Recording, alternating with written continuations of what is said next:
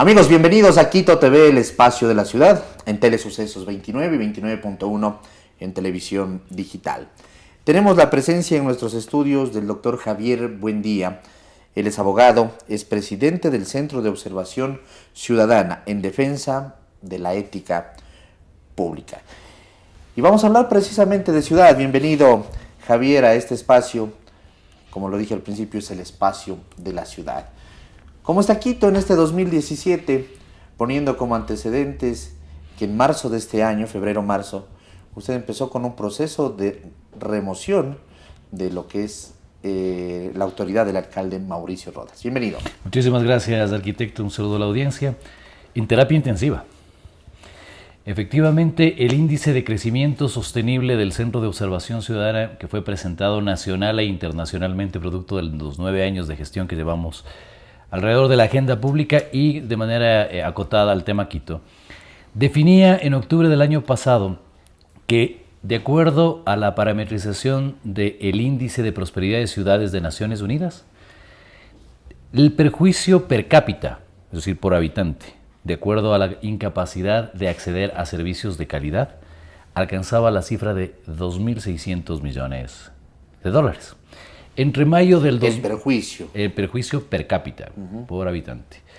Esto significa servicios básicos, transporte, movilidad, etc. En ese orden, además, esto tenía una metodología también acotada al tema de la planificación del buen vivir del momento, en donde varias metas no se habían cumplido y eso había perjudicado a la ciudad en la imposibilidad de tener capacidad para, en el periodo fiscal siguiente, tener mejores y mayores rentas por parte del Fisco Central. La actualización que acabamos de hacer de este índice de crecimiento sostenible establece que ya la cifra superó los 4.100 millones de dólares. De perjuicio. Per cápita. De 2.600 millones ya estamos en más de 4.000 millones. En un solo año. En ese orden de ideas, el tema en el periodo entre mayo de 2014 y agosto del 2017. En ese orden de ideas, en el tema del origen central está en que hasta el día de hoy, cerca de 40 y tantos meses de gestión del actual alcalde metropolitano, no tenemos noticia y novedad de su modelo de gestión. Y para que la audiencia un poco nos entienda de manera fácil, el modelo de gestión significa la hoja de ruta sobre la cual se implanta el proyecto que fue presentado electoralmente y que luego de ganar las elecciones se transforma en un plan de campaña gobierno. Que tenía varios ejes.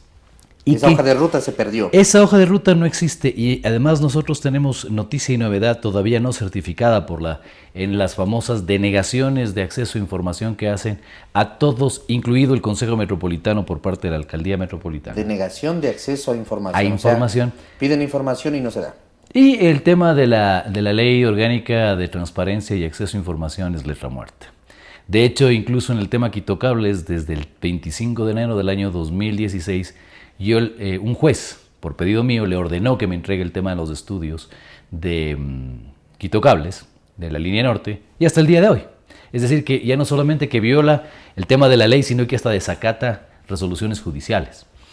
Pero me quería referir de manera clara a lo que en el modelo de gestión nosotros tenemos noticia, novedad y evidencia de que hubo una consultoría que le costó a la ciudad $2.100.000 de la Pricewaterhouse, que en abril del 2016, debía ya entregar resultados del modelo de gestión. Le hago notar, a los 2 años casi de la gestión, había recién un modelo de gestión y la noticia y novedad que nosotros tenemos no se ha evidenciado en ningún acto público por parte de la alcaldía. ¿Esa auditoría quién la pidió? No, es una consultoría. Es una consultoría. Que Pricewaterhouse realiza para definir el modelo de gestión de la ciudad y que se entrega 2 años, presuntamente, a los 2 años de iniciada la gestión. Pero evidentemente de eso no se tiene certificación porque al pedido del requerimiento nuestro, hasta el día de hoy no se contesta. Y evidentemente tendremos que buscar nuevamente un juez. ¿Cuándo hicieron ese pedido? Ese pedido fue exactamente levantado, si no estoy mal, el 11 de abril del año 2016. Porque un año y medio. Requerimientos de información de nuestra parte, como Centro de Observación Ciudadana, se han completado 27. 27 a lo largo desde octubre del 2014, cuando requerimos los estudios, la prefactibilidad, viabilidad financiera de Quito Cables.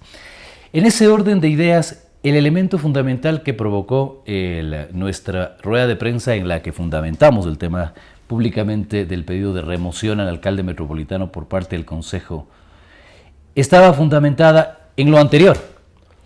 El 8 de septiembre del año 2016 nosotros entregamos a Contraloría un pedido de auditoría gubernamental que incluye exámenes especiales a los recursos, el tema de la definición, el estudio o el examen, si se quiere, también de la razonabilidad financiera de varias empresas y además el tema de la examinación de los contratos. ¿A qué temas? Quito Cables, Solución Guayasamín, Metro de Quito, el proyecto Ciudad Bicentenario donde estaba antes el aeropuerto de la ciudad, los temas de la empresa de pasajeros de Quito, que hasta el día de hoy reporta más de $40 millones de pérdida, y entre ellos el tema del absoluto caos que existe respecto de la gestión del transporte público, tanto del metropolitano como el convencional colectivo. Lo relacionado con el tema del cumplimiento fundamentalmente del artículo 241 del COTAD. Arquitecto, le damos su atención sobre esto.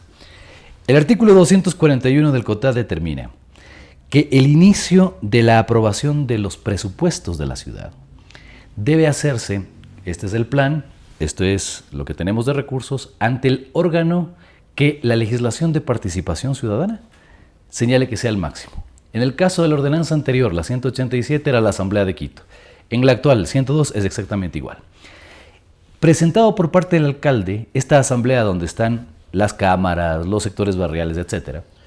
Van dos concejales que tampoco han definido porque hay uno. Exactamente. Y que se está intentando hacer ahora 3 años después de haber incumplido. Y va a haber la gravedad de ustedes incumplimiento. Deben entonces, presentado ese órgano, emitir una resolución. Esa resolución más del anteproyecto de presupuesto pasa a tramitarse dentro del Consejo y finalmente se aprueba. Eso se omitió en el año 2014 para el presupuesto 2015, 2015 para 2016, 2016 para 2017. ¿Cómo se aprobaron los presupuestos? Exactamente, con violación legal. Esa violación legal nada menos y nada más que forma parte del causal que establece el literal G del artículo 333 del COTAD como una de las razones para que el Consejo Metropolitano remueva al alcalde de Quito. Pero además, inmediatamente produce el efecto de lo que señala el literal B y el literal C. El B es la violación a la norma y el C es el despilfarro de recursos públicos. Y entre esos 3 presupuestos, 2015, 16 y 17, estamos hablando de más de $3,000 millones que fueron ilegalmente aprobados por parte del Consejo Metropolitano por esta omisión por parte de la Alcaldía Metropolitana respecto de la legislación de participación ciudadana. Y con lo que se intenta hoy, se acaba de evidenciar pues de esa omisión. Porque nosotros incluso tenemos certificaciones que no las pedimos nosotros, sino que las pidieron otros órganos de la Gran Coalición de Movimientos por Quito, en el que la propia Secretaría del Consejo ya certifica que la Asamblea de Quito nunca, desde el 14 de mayo del 2014 hasta el día de hoy, ha sido convocada. Y tenía que convocarla el alcalde. El alcalde, según lo que señala el artículo 241, y además hay todo un capítulo referido en el COTAD al tema de lo que significa la participación ciudadana, y además está transversalizado en esa legislación. No se la convocó, no se hizo el anteproyecto de presupuesto. ¿El presupuesto quién lo hizo? ¿Quién lo presentó al Consejo? ¿El mismo alcalde? El mismo alcalde, porque esa es su obligación como garante del tema ejecutivo, ¿no? Pero no hubo observaciones de ninguno de los concejales. De las actas que nosotros tenemos evidencia de lo sucedido en los diciembres, 14, 15, 16, 17, pasaron el primer y segundo debate sin mayor novedad.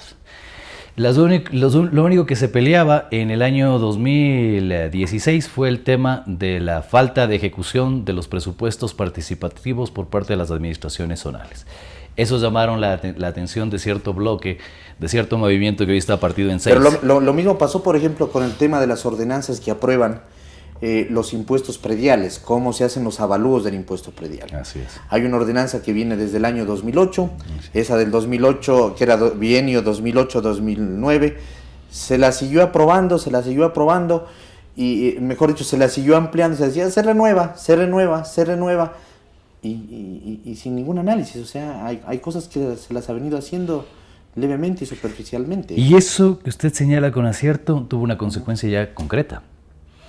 En julio del año anterior se cambió también por un acto legislativo todo el tema del uso y administración del suelo en el Distrito Metropolitano de Quito, a través del PUOS, que es más fácil explicarlo así que desde el punto de vista de su significación, en donde no solamente que se cambió la zonificación, sino que además el tema de que, de manera gráfica yo lo suelo poner, lugares que eran antes industriales, hoy se están construyendo urbanizaciones y proyectos inmobiliarios.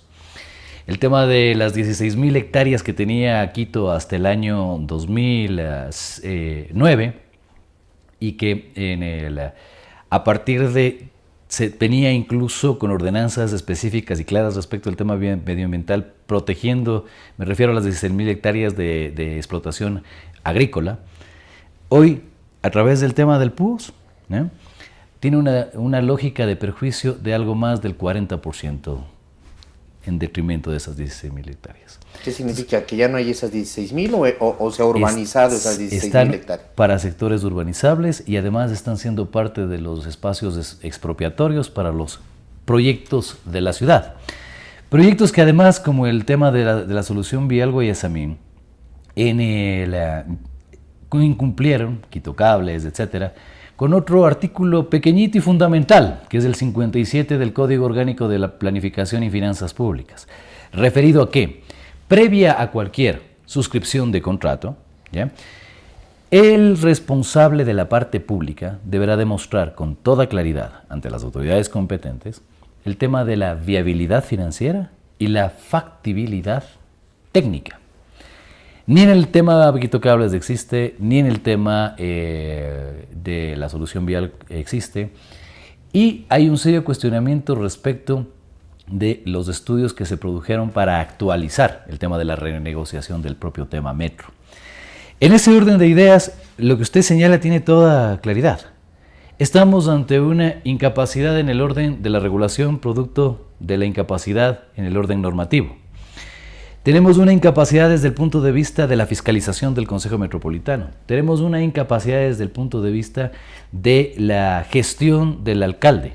En ese orden de ideas, y habiéndose violado la ley, lo que corresponde es que, tal como establece el 336 también del COTAD, cualquier persona, en este caso nosotros, estamos aprestándonos a que tan pronto la Contraloría, y esperamos que después de 3 meses finalmente ya se pronuncie con un informe en el que establezca con toda claridad el tema de la sustanciación de nuestro pedido, puede presentar entonces la denuncia ante el Consejo Metropolitano y con 14 de los 21 votos, incluso ya a tientas de que estamos en los calores electorales, se defina con toda claridad la suerte de seguir al frente o no de los destinos de la ciudad por parte del actual alcalde metropolitano. O sea, con el 70% de los votos. El 70% de los votos. En realidad el COTAD habla de las 2/3 partes, ¿no? en términos mucho más digamos, sí, jurídico-políticos, digamos, en este caso.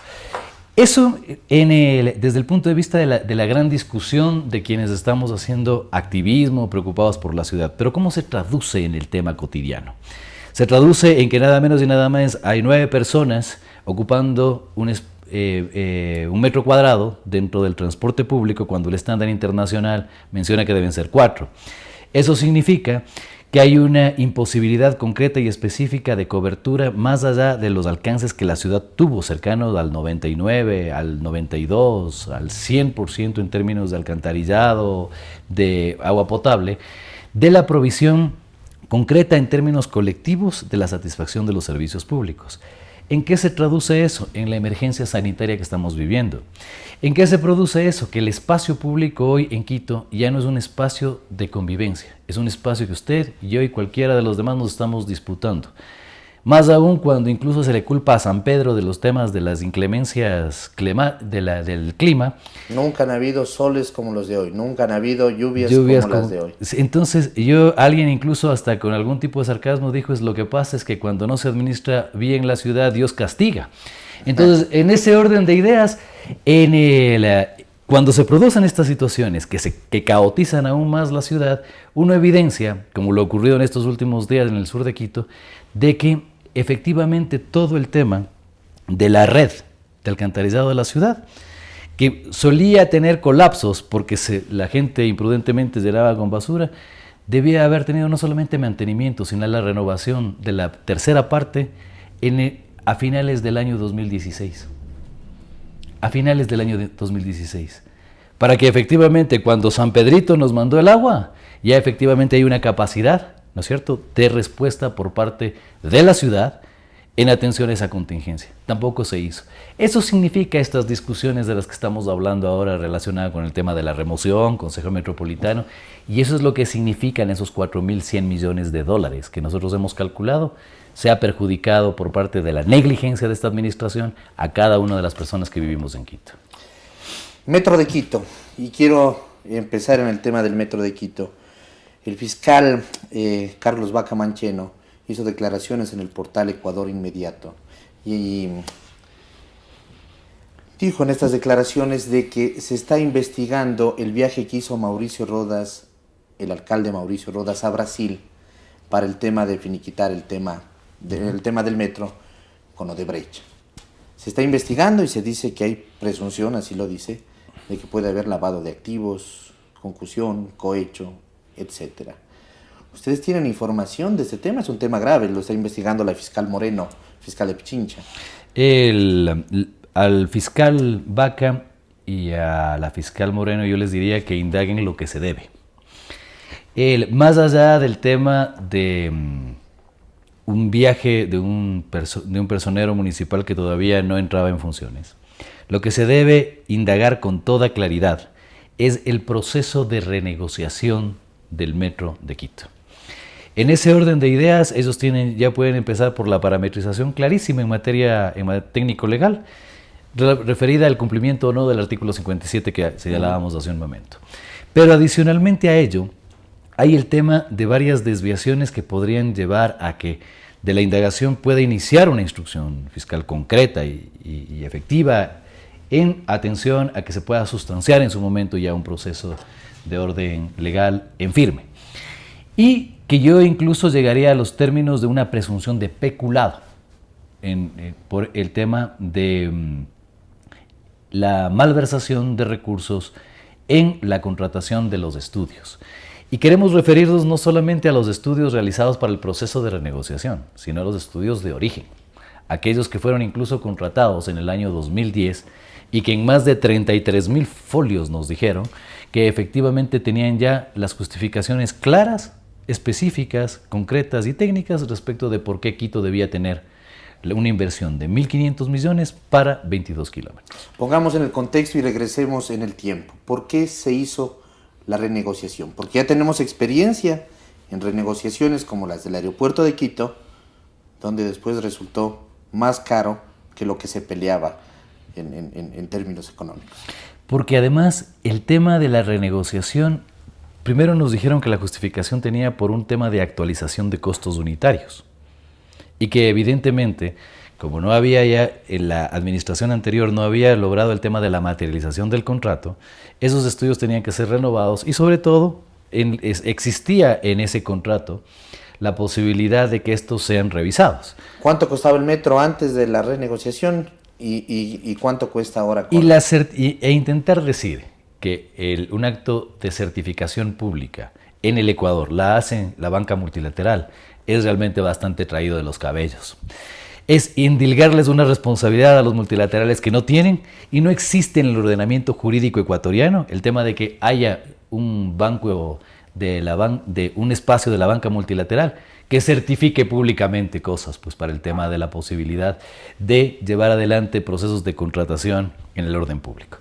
En ese orden de ideas, lo que también llama la atención es, por ejemplo, ¿Por qué en abril del 2015, cuando se inició ya el tema de la ejecución en firme con parafernalias y etcétera, y con globos en Quitumbe, etcétera, no se estableció con toda claridad las justificaciones desde el punto de vista financiero en el orden de las renegociaciones que ante el propio Consejo Metropolitano el gerente ha dicho que fueron de carácter informal? Y sobre las cuales incluso, y esto consta en actas del Consejo Metropolitano, O sea, el proyecto más caro que ha tenido Quito en su historia. se renegoció de manera informal. Informal. Y del tema existe un acta que supuestamente al final de toda la renegociación con el consorcio Acciona Odebrecht, daba formalidad a todas estas conversaciones informales. Y en ellas se establecía, por ejemplo, que para el financiamiento de los 500 millones, estaba incluyéndose la financiación de Bandes del Brasil, que con el tema y la novedad que ya tenemos nosotros del documento de la Superintendencia de Compañías en la que ya se modificó el consorcio de la línea 1 de Quito, y ya no está Odebrecht. ¿Ya no está? Está solamente Acciona. ¿Ya no está? Desde finales del mes de septiembre. Pero no hay una lucha ahí interna entre Acciona y Odebrecht. Que incluso fue reflejada hasta hace escasamente un mes, tal vez, en el tema del Consejo Metropolitano, cuando se hablaba efectivamente con estos casi expresivos discursos de defensa de la ciudad por parte de cada uno de los miembros del Consejo, de que efectivamente Odebrecht debía salir del país y que era el momento para llevar adelante una fiscalización, pero que se garantice el hecho de que en el 2019 se inaugura la obra más importante de la historia de Quito. En ese orden de ideas, cuando se produce el escándalo de Odebrecht, los 250 millones que estaban comprometidos en la renegociación de estos 500, casi 500, entran en un estadio de acefalía, por llamarle de alguna manera. Y con la necesidad de avales se establece un proceso de lobby con el gobierno nacional y tenemos nada menos y nada más que por la amortización que produjo la falta de colocación de esos fondos en el momento adecuado durante este proceso de ejecución que ya lleva algo más de 15 meses, evidentemente esas cifras ya alcanzan los 400 millones de déficit en la ejecución del proyecto. En ese orden de ideas, entonces, nosotros también queríamos saber qué está sucediendo con las más de 2.000 personas contratadas en la ciudad. Y para este proyecto, cuando se ofrecieron 20.000 entre directos e indirectos, y nada menos y nada más que la esclavitud ha vuelto, pues, en el siglo XXI. Estas personas, habiendo sido contratadas para 6 horas, trabajan 12. Y en su denominación es tal increíblemente el nivel de desparpajo que les denominan como trabajadores a cielo abierto. Contratados por Acciona. Contratados por Acciona con ¿Quién la vigila? responsabilidad ¿Quién solidaria fiscaliza? del contratante, es decir, el municipio, el Distrito Metropolitano de Quito en su representante legal, y sobre ese representante legal, pues evidentemente hay una acción de fiscalización del Consejo. Ahí está en la línea de omisiones. Pero cualquier problema laboral tendrá que responder el representante legal. Pero hay un concepto que cuando se establece un tema de responsabilidad de concesionaria, se delega las funciones y no se delega la responsabilidad. Por lo tanto, hay un tema si bien es cierto, el tema de la relación obrero-patronal está establecida ante cualquier tipo de omisión por parte de la parte patronal, quien responde solidariamente representante legal, es la ciudad. Es la ciudad. En ese orden de ideas, imagínense ustedes que una persona que está trabajando en este momento en estas estaciones tiene en su carnet trabajador de cielo abierto. Trabajador de cielo abierto, ¿con qué finalidad? De que efectivamente no se le pague ni se le cubra el tema de los riesgos de trabajo. Personas que trabajan en la cámara freática, ¿no? Que tienen una exposición a una serie de químicos, la certificación de orden médico la otorga la misma concesionaria. La misma concesionaria. Ese es el estado de precarización que además por los tiempos políticos les tienen trabajando en casi una maquila a lo que se conocía a inicios de los 90 en China, en turnos de 24 horas, ¿no? A personas que están 12 horas trabajando, descansan 4 y vuelven nuevamente. Esto no ha salido a la luz. Evidentemente se empezó a dar cuenta cuando un grupo de personas que incluso están organizándose en el segundo sindicato que han presentado documentos ante el Ministerio Ya de hay un Trabajo. sindicato. En trámite su registro de la estación Santa Clara. Y ellos evidenciaron en la gente de Solanda ya este estado de precarización.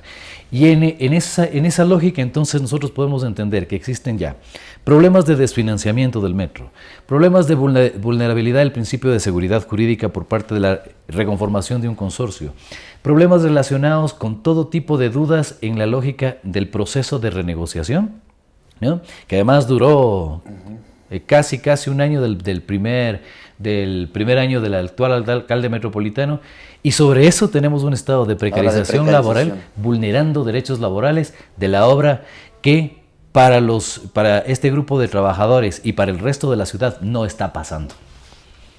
Y que ellos, los trabajadores, tienen todo el derecho de reclamar y ser indemnizados. Por supuesto, porque mientras la propaganda y la parafernalia habla de que el metro ya está pasando, en realidad no está pasando.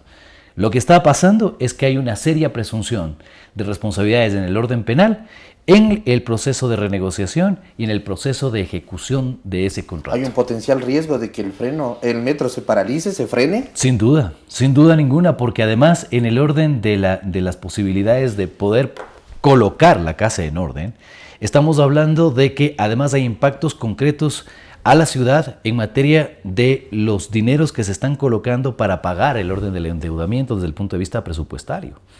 Entonces, en un momento determinado, una auditoría que además ya se han iniciado 5, a más del pedido nuestro, hay que recordar que el inefable y hoy prófugo de la justicia, Carlos Polit, mencionó que se iniciaban 3 en el mes de diciembre del año anterior. Una relacionada con el tema de la examinación completa y absoluta de los bienes y no solamente del alcalde metropolitano, sino de su esposa y de sus familiares más cercanos, en 4º grado de consanguinidad y 2º de afinidad, que en 100 días nos iban a entregar ya una auditoría completa de examen especial respecto del tema de la renegociación del metro. Hasta el día de hoy, el señor fugó y esos procesos en la Contraloría no concluyen. Y el tercero tenía que ver directamente con la posibilidad de que, si es que se justificaba o no, el tema del nuevo endeudamiento, ¿no?, que se pidió al Consejo Metropolitano de Quito la autorización necesaria para cubrir la brecha cuando el tema, no solamente de la renegociación, sino de la salida de Bandes, que era quien garantizaba el 50% de ese incremento en los costos del proyecto, cuando el escándalo de Odebrecht. ¿Cuánta plata ha metido la ciudad hasta el momento en el metro? Seguramente, entre los estudios que costaron 33 millones originalmente, más todo el proceso de funcionamiento de la empresa metropolitana del Metro de Quito, alrededor de eso, con los temas operacionales, laborales y etcétera, estaremos alcanzando incluso una cifra que bien podría superar el 25% del costo sobre el cual se ha firmado este contrato, es decir, alrededor de 500 millones de dólares, desde el momento en el que se nos vendió la ilusión de la idea en el año 2010 e incluso se trajo dentro de estos 33 millones de dólares de los primeros estudios de los 33 folios hasta la Universidad de Harvard para que nos vendan el tema paisajísticamente, cuando nadie habló de que nunca hubo el proceso requerido por la normativa ambiental en el Ecuador para el otorgamiento del licenciamiento ambiental. Entonces, evidentemente, la ciudad, desde el punto de vista de su autoestima, ha llevado adelante de que más del 80% diga sí al metro. Hoy quisiéramos preguntar si es Además, que efectivamente... Además, está vendiendo como que es la solución el metro. Y usted... Es una parte del sistema de transporte. Los expertos en materia de movilidad han mencionado que efectivamente con esta inversión exorbitante, solamente le supera la malhadada refinería del Pacífico, se está simplemente atendiendo al 14% de la demanda de los viajes diarios de Quito. 1.378.000 personas nos transportamos, más o menos, 200.000 se viajes, moverán en el metro. 400.000. Es decir que es nada menos y nada más como que comprásemos una casa, ¿no es cierto?, de 2.000 millones de dólares para solamente poder acceder al 14% de su ocupación, la sala y un poquito más allá del comedor. Y mientras tanto, tenemos un proceso de por lo menos 50 años en que la ciudad queda hipotecada frente a un proyecto que efectivamente no lograría concretizar el incumplimiento de desde el 3 de marzo ya la ciudad debió mantener, que es el Sistema Integrado de Transporte Público, ni tampoco convertirse en el eje vertebrador de la planificación, porque el transporte en materia urbanística tiene la capacidad y la virtud de ser un ordenador, un planificador, que incluso permitiría el tema de la ocupación del suelo por los diferentes estadios, centralidades, policentralidades, etcétera, y que es una forma lógica de administración de la ciudad.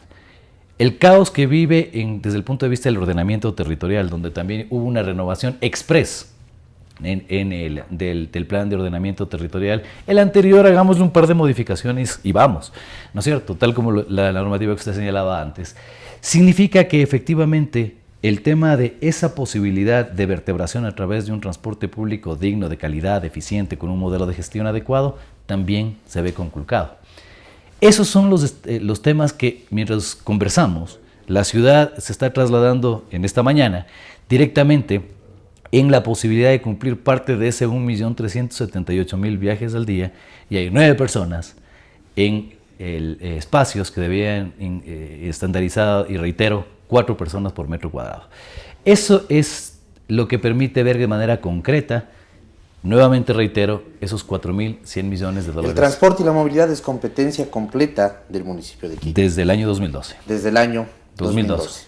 Esto significa que el momento que entre en funcionamiento el metro, si es que entra, y ojalá sea así porque ya hemos metido bastante plata ahí, significa que el municipio tendrá que ordenar a todos los transportistas, ordenarlos, un lío más, aparte del lío ahora del alza de la tarifa, ordenarlos en diversas rutas para que se integren en un sistema con ese eje ordenador que vendría a ser el metro. Eso ya debió haber ocurrido en el año 2011. Ya deberían de estar las frecuencias establecidas. ¿Y sabe cuánto arquitecto le cuesta a la ciudad eso? 0. Cero. Es una medida dentro de las 27 que hemos venido proponiendo las distintas organizaciones en la tratativa del tema, relacionadas con la posibilidad de generar ya un modelo de gestión en materia de movilidad eficiente. Nada menos y nada más que la posibilidad de reorganización de las rutas, es decir, los recorridos y el tema de las frecuencias, en qué tiempo pasan, son competencia de la Secretaría de Movilidad. Y el personal administrativo, que además son los que otorgan el tema de las posibilidades, los informes técnicos, jurídicos, financieros, etcétera, son los que tienen la capacidad y la atribución para hacer estas modificaciones. Nosotros hemos visto, al menos con cierto escozor y algún tipo de impresión negativa, que apenas 6 años después, una propuesta que hicimos con toda claridad de mirar el tema de la transversalización de los ejes laterales de la ciudad para el tema de la cobertura, incluso para que retroalimenten el tema del metro, apenas está marcado en un plan que supuestamente le da conexión al que presentó el alcalde con gran parafernalia también, como el plan de movilidad en el mes de marzo del año 2015 y que hoy se incluye dentro de la Agenda Prospectiva 2030, ¿no? Es decir, la capacidad de publicación en una imprenta o a través de los métodos tecnológicos quiere suplir a la ausencia de gestión. Esto es preocupante. Es preocupante. ¿Qué pasa con el alza de las tarifas? Los transportistas están peleando por ese tema, se está convirtiendo en un asunto político, indudablemente. El alcalde es el que tiene que tomar la decisión, más que el consejo. No, bueno, y luego el consejo. Pero se sigue difiriendo, se sigue comprando tiempo, nadie quiere saber nada, los transportistas presionan. Hablamos con Jorge Llanes en los días pasados, él es un dirigente del transporte, y dijo, estamos dispuestos a devolver las frecuencias y los permisos, y salimos en libre circulación como lo garantiza la Constitución, y mátesen. Y matémonos todos, ¿no? La ciudad le toma la palabra, señor Llanes, y no solamente a usted, sino también a usted, señor Santamaría, y a todos. Devuelvan las frecuencias, los permisos de operación, porque hay que tener la claridad y efectivamente también la firmeza para mencionar una propuesta clara de beneficio de la gran mayoría, de ese 78% de personas. Hay que tomar la decisión de la municipalización de todo el transporte en Quito, en el orden colectivo. Empezando evidentemente por el transporte convencional colectivo, pero también aquel de los taxis, que además en este tiempo tuvo el mayor incremento que ningún sector del país ha logrado, 45% de incremento en su tarifa. En ese orden de ideas le tomamos la palabra, devuelvan, ¿sí? Y además Y que el transporte se vuelva municipal. Absolutamente, para que efectivamente en ese orden de ideas nosotros podamos tener cuenta y con claridad de qué ocurrieron con estos entre 43 y 53 millones de dólares de un ilegítimo o subsidio, irrito e ilegal subsidio, mal llamado subsidio, que aprobó en febrero de 2015 el Consejo Metropolitano. ¿En base a qué se aprobó ese subsidio? Porque nada menos y nada más que en él se establecía con toda claridad de que lo que se buscaba es una parametrización que mejore los indicadores de calidad del servicio, que evidentemente ya en sectores clarísimos como el Observatorio Ciudadano de Movilidad llevaron adelante 9.000 encuestas apoyados por la Universidad Central, y 9 de cada 10 dijeron que efectivamente eso no se produjo durante estos 2 años, en el que entre 150 y $1,000 mensuales cada unidad de transporte recibía por parte de este pérfido subsidio, porque además no se trató nunca, porque hay una lógica de que en la propia planificación de las finanzas públicas a nivel nacional se habla de que los subsidios tienen que tener esta categoría de cruzados, porque además se hablaba, y hasta nos evangelizaban los sábados, a que ingresos permanentes, egresos permanentes. Pero además hay una prohibición expresa de que con dineros públicos se pueda subsidiar a privados. Y las compañías de transporte y las cooperativas de transporte en Quito son de carácter privado. Así que de eso también nosotros hemos puesto en conocimiento en ese pedido a la Contraloría del 8 de septiembre del 2016, que esperamos también noticia y novedad, porque ahí está reflejada también en la gestión que lleva adelante y la razonabilidad financiera del Estado de la empresa de pasajeros de Quito, que es la que tiene la obligación de llevar adelante la regulación del transporte. Con la municipalización tendremos la capacidad concreta y efectiva de ya entrar en una lógica de dar cumplimiento al sistema integrado de transporte público. Y además, entrar en un proceso completamente transparente, claro, apegado a las normas, con seguridad jurídica, en la línea de conceder a quienes demuestren que tienen un modelo de gestión, un modelo de negocio, ajustado a la posibilidad de lo que necesita la ciudad de acuerdo a la demanda del servicio de transporte público. Y con esto además hay una gran cantidad de servicios complementarios que tiene el transporte público, que podrán ser administrados por la propia ciudad y que hoy están imposibilitados. Y que además que no estemos además supeditados a que solamente de 5 de la mañana hasta las 24 horas tenga la gente la capacidad de moverse, y por eso es que incluso nos llamó poderosamente la atención que hace poco, cuando se hizo se intentaba buscar el tema de la sustentación del incremento de la tarifa, el servicio de taxis ha aumentado en Quito entre las 24 horas y entre las 0 horas y las 6 de la mañana. Pero claro, pues porque a las 12 de la noche ya no hay nada en que moverse. Y en una ciudad que está alcanzando ya demográficamente los 3 millones de personas y que debería tener ya una actividad, y que de hecho la tiene, por ejemplo en el tema de hospitales, policías, etcétera, etcétera, en el 24 horas de actividad. En ese orden de ideas se puede entender entonces como la omisión por parte de la administración municipal y el tema de fomentar prácticas de orden clientelar con ciertos stakeholders, grupos de interés, se privilegian por encima del interés general.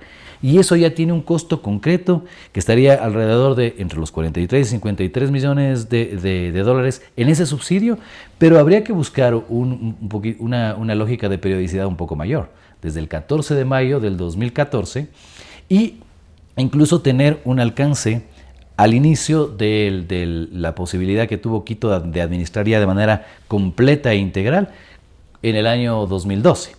En ese orden de ideas, entonces, nosotros podemos tener con claridad el tema de cómo se privilegió, y hoy, por ejemplo, hay ciertas voces como las que han estado en esta misma silla, que en un momento defendieron con muchísima fuerza el tema de este subsidio, ¿no? Y que efectivamente se estaba defendiendo el bolsillo de los quiteños y quiteñas, en donde se supone que la retórica reemplaza a la eficiencia. Hay cosas que hay que tenerlas claras. A ver, ¿los permisos de funcionamiento se otorgan a quién? ¿A las operadoras de transporte? Efectivamente. Pero las operadoras no tienen buses, sino tienen socios.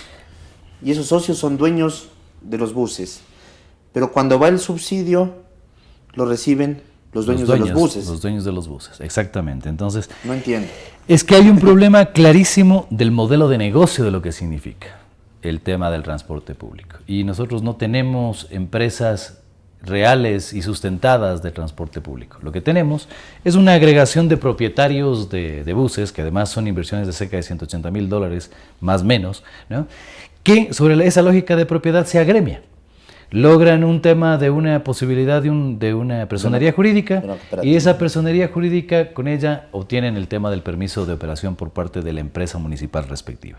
En ese orden de ideas, por ejemplo, uno puede dar cuenta con claridad por qué medidas como el tema de lo que se intenta desde el año 2011 de la Caja Común fracasan. ¿Por qué el tema de la posibilidad concreta de que se establezcan una lógica de capacitación, de mejoramiento del recurso humano que operan estos vehículos fracasan? Uno puede entender también por qué hay el tema de que hasta el día de hoy hayan lugares de Quito que son absolutamente inhóspitos en la capacidad de tener servicio de calidad, eficiente y seguro durante las 24 horas del día, y que mientras conversamos las noches anteriores y habrá gente que desde las 19 horas, como en La Libertad, Atucucho y etcétera, tengan que pagar $1 en una camioneta para acceder hasta a sus casas, o personas que se aventuren, entre esas mujeres y niños, de hacer esos recorridos a pie, con la luminosidad, y además teniendo espacios como por ejemplo lo que sucede en el noroccidente de Quito, en donde el sistema vial, ¿no?, es de tal naturaleza caótico que se pone en riesgo esa inversión de 180,000.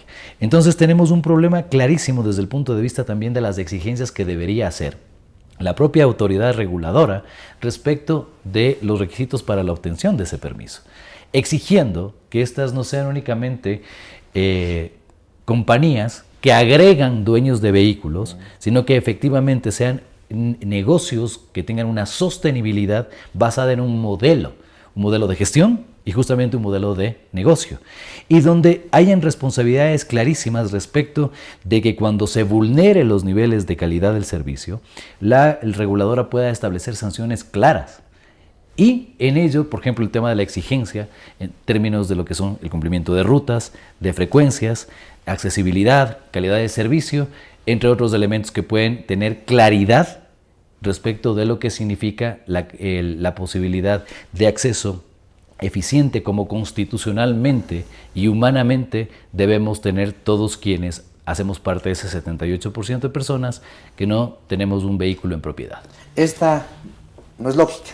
Esta ilógica hace que cuando lo sancionan a un bus porque se pasó en rojo por estar correteando, cuando lo sancionan, digo, porque eso también es muy de repente, cuando lo sancionan, la sanción va al bus y al chofer del bus, pero las compañías están limpias. Ellos no tienen ninguna responsabilidad. Entonces, cuando se renuevan los permisos de circulación, de frecuencias y de transporte, son compañías que no han tenido ningún expediente ni nada, porque están limpias, no han tenido sanción. Dependería el tema de la infracción, pero en la escala, para explicarlo de una manera más pedagógica, sí se llegan a las sanciones hasta el tema de la cooperativa. Sí llegan. Dependiendo del tema de la infracción que se esté cometiendo. Pero desde el punto de vista administrativo usted tiene razón. En aquellas que se determinan como leves incluso, son por el incumplimiento, por ejemplo, de las rutas o las frecuencias. Los sancionados, en primer lugar, son los propietarios de la unidad, y si se quiere con algún tipo de responsabilidad solidaria, si es que cabe la analogía, se le estaría haciendo un atento llamado de atención al tema de la cooperativa. Pero es que es justamente el tema de la relación que existe entre el cooperante y la cooperativa, ¿no?, en donde efectivamente las responsabilidades son de carácter individual y frente al Estado cooperado se colectiviza.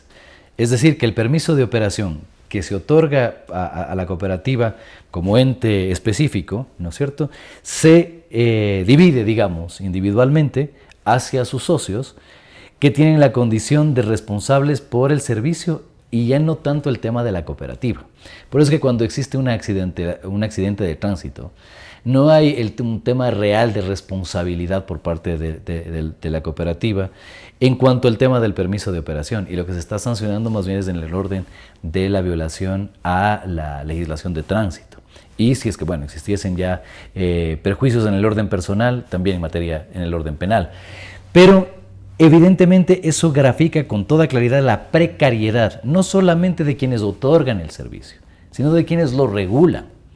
Por eso es que el tema de esta medida clara, específica y técnicamente sustentada de nuestra parte, no de ahora, sino de por lo menos los últimos 4 años, de que se municipalice, permitiría con toda claridad el tema de tener una capacidad desde el momento de origen, desde los estudios, hasta el momento de la ejecución de la operación de todo el proceso del transporte público de Quito. Y ahí podría determinarse, incluso en los propios estudios de demanda que determinaron los del metro, pues, con toda claridad, dónde está la necesidad, a qué hora, para qué tipo de personas, qué tipo de recorridos hacen y qué tipo de provisión de instrumento de transporte debe tener. Particulares, físicamente, pasarían a ser parte directamente al tema municipal. ¿Los compraría el municipio? Por supuesto, y porque en esto habría que tener cuidado también ahí. Evidentemente tendría que establecerse sobre aquello una línea de examinación y de auditoría técnico-financiera que establezca con toda claridad qué tipo de activos estaría adquiriendo el municipio de Quito en la empresa respectiva. Tomando en cuenta de que, por ejemplo, nosotros tenemos evidencia de que los buses articulados y biarticulados que circulan hoy en la ciudad no hacen parte del activo de la empresa de pasajeros, hacen parte de la administración general. La administración general, en su línea de cuentas, mantiene el tema de los activos porque la negociación se hizo desde la administración general. Esa adquisición finalmente se concretizó y materializó en la empresa de pasajeros, pero todo el proceso de negociación, incluso con los vicios que han sido denunciados con toda claridad, fue llevada adelante por la administración general de la alcaldía metropolitana, nombrada por la alcaldía metropolitana de Quito actual. Si el tema de son 37 expedientes que nosotros tenemos sustanciados para el tema de la remoción de Quito, del alcalde metropolitano de Quito, perdón. En ese orden de ideas, el elemento fundamental que tendría una rigurosidad desde el punto de vista del tema de qué tipo de instrumentos técnicos está adquiriendo la ciudad, debería obedecer con toda claridad también a las posibilidades de que ellos, ¿no es cierto?, estén directamente relacionadas con la necesidad de ese estudio de demanda, ¿no?, de acuerdo al tema de la accesibilidad, etc. Y ahí podríamos incluir ya, con esa municipalización y basados en ese estudio de demanda y complementado con un estudio integral que sí existe ya en la ciudad, estos sistemas alternativos y nuevos como por ejemplo todo lo que es aerocables. No aquellos de que efectivamente se quieran colocar 44 millones de dólares para dar cobertura a lo que significaría menos del 12% de la población en 44 barrios del noroccidente de Quito. Y que mientras se puso una piedra el 6 de abril del 2015 en la Argelia de ese proyecto, incluso cuando se lo vendió como una posibilidad de asociación público-privada en el tan cacareado Quito Invest del mes de mayo del 2016, lo que llama la atención es que si usted coge el documento, la línea sur de Quito Cables ni siquiera tiene asignado un valor de cuánto cuesta. Por eso es que no pasó de la piedra y inversionistas que hayan promovido en Quito sobre el tema de infraestructura de transporte, a este minuto no tenemos noticia y novedad, más allá de las mentiras que se le han establecido a la ciudad relacionadas de que cada proyecto de estos 27 que Quito Invest presentó, tienen ya por lo menos 4 intenciones de inversionistas en el orden extranjero. Entonces, efectivamente, el tema de esa imposibilidad, si uno mide desde el punto de vista de principios claros, concretos y que están constitucionalmente amparados, veamos, principio de seguridad jurídica violado. No existe la capacidad de que en Quito sepamos con claridad dónde están nuestros derechos, dónde están nuestras obligaciones. El principio de certeza técnica, que las cosas se sustenten técnica y financieramente, violado. No porque lo vi en otra ciudad, digo, aquí funciona y ya, lo voto. Y no porque firmo un contrato con el alcalde de Medellín, el tema es absolutamente legítimo. Como cuando a nosotros los arquitectos nos dicen, hágame una chimenea como la que tiene mi vecino. Porque me gustó, lo hago sin ningún sustento, Bueno, por ahí por lo menos hay el sustento del gusto, ¿no? Sí, entonces, lastimosamente en el tema de Quito no podemos administrar la cosa pública desde el ojo, ¿no? Y desde el gusto. El otro principio claramente vulnerado es el de la legitimidad. ¿Cuándo nos consultaron todas estas cosas? No se puede decir que en la elección de febrero del ¿Que 2017 era uno de los ejes de campaña? se aprobó, por supuesto. Y además el tema de la participación ciudadana ocupa un lugar preponderante dentro de ese plan de gobierno del alcalde, del candidato Rodas, hoy alcalde. Y en esa línea, entonces, al vulnerar el principio de legitimidad, de certezas técnicas, de seguridad jurídica, estamos estableciendo con toda claridad las responsabilidades por las cuales no solamente deben llegar las autoridades municipales a rendirnos cuenta, sino ya entrar en lógicas de sanción respecto de sus omisiones, que estarían en el tema administrativo, desde el punto de vista de lo que el Consejo Metropolitano podría resolver en cuanto a la remoción, a la separación del cargo del alcalde. Pero eso no elimina el hecho de que se quedándose o no las responsabilidades en el orden penal y las responsabilidades en el orden civil. Porque todas estas falencias, que por ejemplo, sigamos citando casos, todo el tema de la demora que tuvo el intercambiador de Carapungo, ¿cuánto perjudicó al tema residencial, comercial, al tema de la capacidad incluso de la accesibilidad a través del transporte público, esa demora y el lucro cesante que vive la ciudad, incluso con personas que hasta el día de hoy no les pagan ni siquiera el tema de las expropiaciones? Esa casuística llevada al tema de lo general significa que también hay responsabilidades civiles que la actual administración municipal deberá responderle pues a la ciudad por sus acciones u omisiones, y por el tema de las presunciones existentes respecto del desvío o malversación de los recursos públicos, incluso podrían iniciarse elementos del tema de cohecho. Y evidentemente, le deseamos la mejor de la suerte a la Fiscalía General y a la Fiscalía Distrital relacionadas con el tema Odebrecht, porque evidentemente, cuando el río suena... Abogado, buen día. Mucha tela queda por cortar. Queremos agradecerle por haber estado en este espacio y lo seguiremos invitando porque indudablemente la ciudad tiene muchos problemas, pero asimismo tiene muchas soluciones. Y hay que poner sobre el hombro, hay que ponerse uno sobre el hombro la responsabilidad, ¿no? Y tomar el liderazgo para que esta ciudad salga adelante. La carita de Dios está un poco empolvada, hay que desempolvarla. Así es, arquitecto. Muchísimas gracias. Siempre a las órdenes y además porque es una responsabilidad, porque todos somos ciudadanos. Muchas gracias. A usted, arquitecto. Amigos, Javier Buendía Venegas, presidente del Centro de Observación Ciudadana en defensa de la ética pública, aquí en Quito TV, el espacio de la ciudad. Hasta la próxima.